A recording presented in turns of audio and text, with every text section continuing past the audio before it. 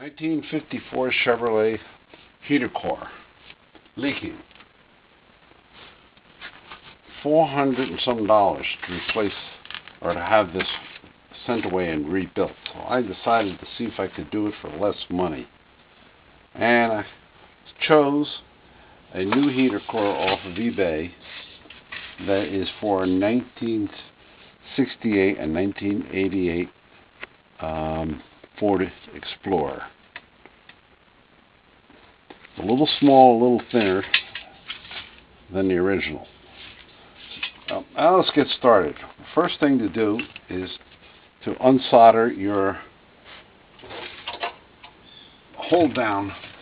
steel hold-down brackets that were on the heater core. There's one on each side.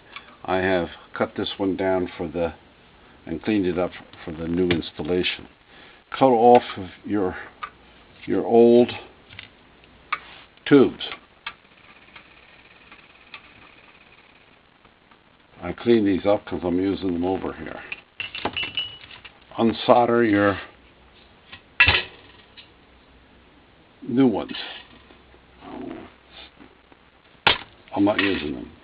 Now I've taken the hold down bracket, drilled some large holes in it so that the new tubes will fit through it. This will get soldered on like so. These are street L's. They fit in there beautifully. They go in and out for depth adjustment.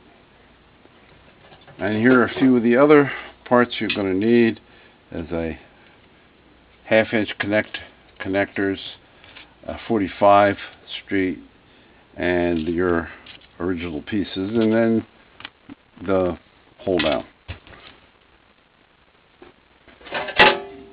The heater box, since this is a smaller core, will need a floor. This will get a hole about that size cut in it later. Now, let's see if we can put this together.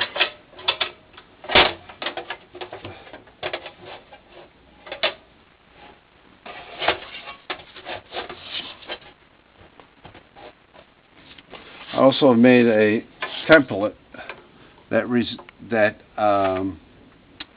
simulates the firewall so that they get the hole in the right place.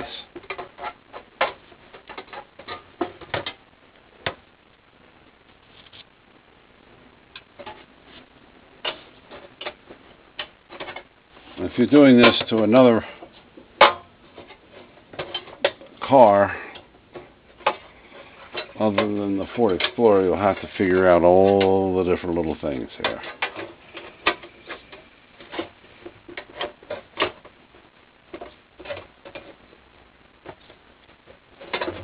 That's going together just about like the original one did.